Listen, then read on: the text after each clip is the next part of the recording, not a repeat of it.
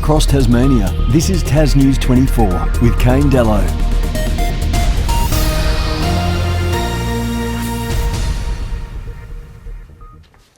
Hello and welcome to the program. Whether you're a part of mainstream or independent media, we all have rules and regulations to follow.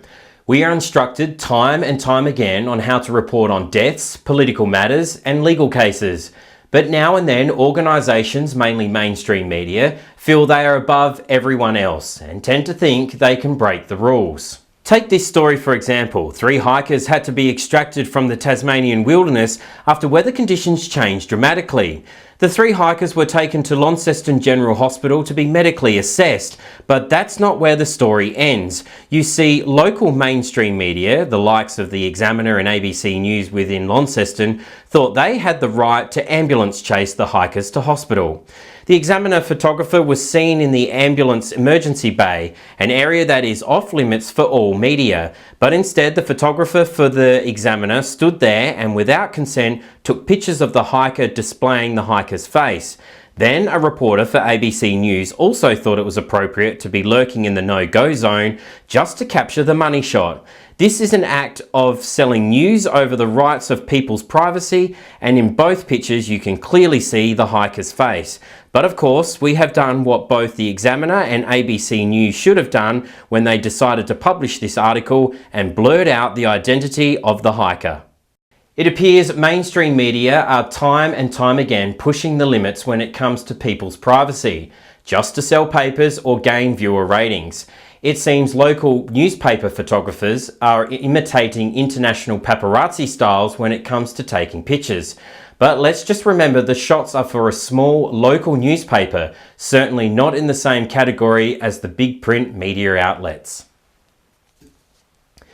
Now on to another story from a recent award-winning journalist. Well, an award presented in-house by News Awards 2019. Yep, you heard right, not a nationally recognised award like a Logies or a Walkley. Nope, it was an award presented by Murdoch to Murdoch employees.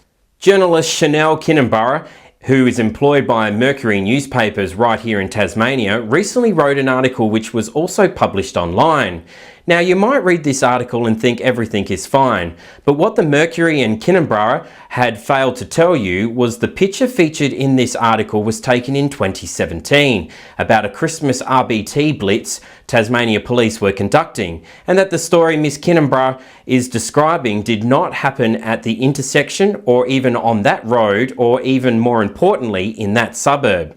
You see, the picture you are seeing was taken in 2017 in Gilston Bay, some 39 kilometres from where the actual accident scene was. The serious accident occurred in New Norfolk, not in the suburb of Gilston Bay. This is a prime example of lazy journalism, and sadly people pay a monthly subscription for these misleading articles, which we label as rubbish. We feel that mainstream media need to be held accountable from right across the board, from the research into the story to the writing of the story to the publication of the story. But it appears more and more mainstream journalists feel it's okay to push the boundaries in pumping out multiple stories to get a name for themselves or an award for that matter. We found the photograph Kinnambara used as the accident scene and description from a previous story that was written by one of her colleagues, Helen Kempton, back in 2017. No doubt the journalist would have put a lot of hard work into her story back then, would be somewhat disappointed and feeling ripped off. Now for the live TV, or is it? Just recently, ABC News Hobart ran a story that featured reporter Edith Bevan talking to the news anchor Guy Stainer live. Well, we thought it was live, but as it turns out, it was all pre-recorded. You see, we could show you the vision, but unfortunately the network has since removed the news story from its website and server after we sent questions to them relating to the story. What we can tell you is the reporter was talking about a court matter involving a serious crime that was before the courts. But she was seen by one of our viewers who told us the reporter was seen doing a pre-record outside the courts at around 1:45 p.m.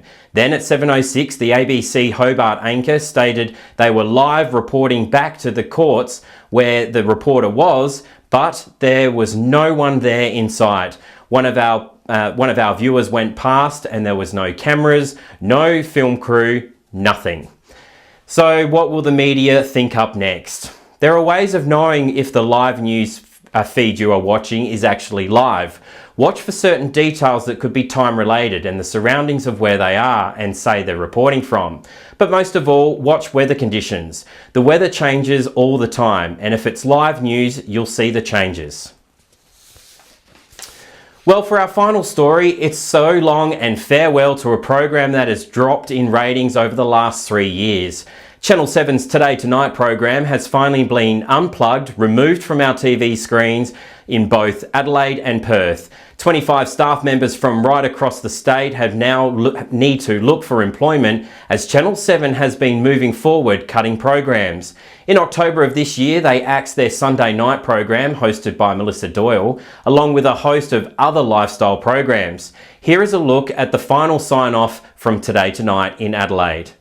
Really hard to believe the time has come, folks. Tonight, for our final show, we pay tribute to the South Australians who've been brave enough to share their stories with us, and to the past and present Today Tonight staff who've worked tirelessly and put their lives on the line to change the shape of South Australia.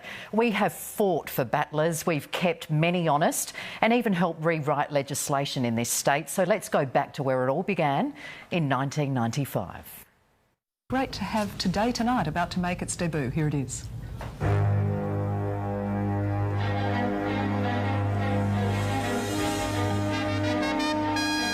Good evening and welcome to Today Tonight. Be forced to be simply Asianised against our will. And given that 1995 is the year of tolerance, will we tolerate racism in our community?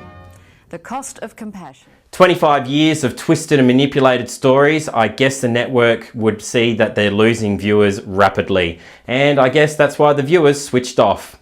Well, that's our program for now. Stay up to date via our website at tasnews24.net. And if you have something you would like to share with us, email us at news@tasnews24.net. Until next time, take care and bye for now.